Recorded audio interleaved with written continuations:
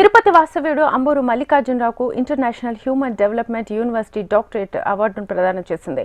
20 సంవత్సరాలుగా సంఘ సేవకుడిగా కార్మిక నాయకుడిగా మల్లికార్జునరావు సోషల్ సర్వీస్ సేవలను ఇంటర్నేషనల్ హ్యూమన్ డెవలప్మెంట్ యూనివర్సిటీ గుర్తిస్తూ డాక్టరేట్ను అవార్డును ప్రకటించింది.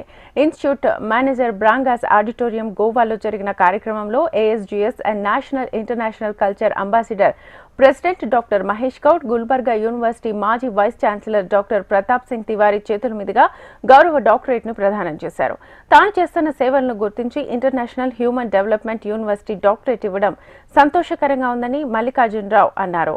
డాక్టరేట్ ద్వారా గౌరవమే కాకుండా బాధ్యత కూడా మరింతగా పెరిగిందని, ఇదే స్ఫూర్తితో రానున్న రోజుల్లోనూ సమాజంలో అన్ని వర్గాల ప్రజల కోసం తన వంతు కృషి చేస్తానని తెలిపారు.